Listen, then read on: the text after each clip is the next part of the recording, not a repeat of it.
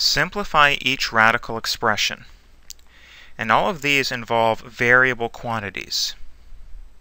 So if we think about how we simplify simpler square roots, we might have thought, well, the square root of, say, 64 is 8.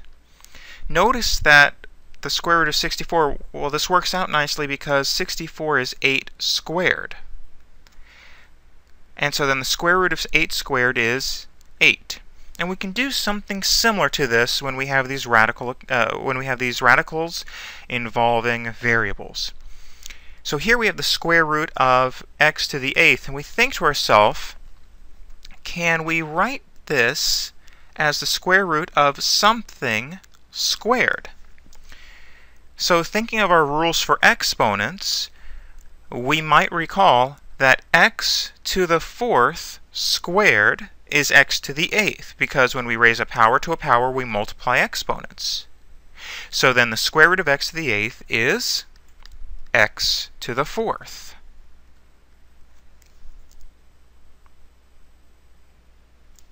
Exercise B. The square root of 4y to the 6th. Again, I can think of this as the square root of something squared.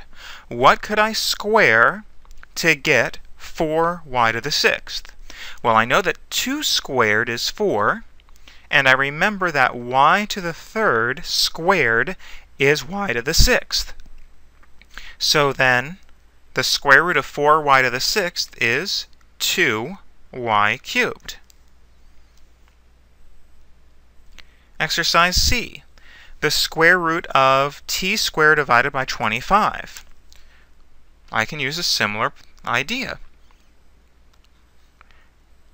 What squared would give me t squared over 25? Well, I pretty much know it's going to be a fraction. And if I just sort of think, well, what number squared gives me t squared? Well, just t.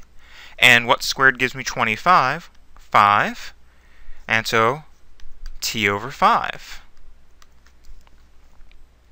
And exercise D, we're asked to find the square root of x squared over y to the 4th. So again, I'll think what squared gives me x squared and what squared gives me y to the 4th? X and y squared.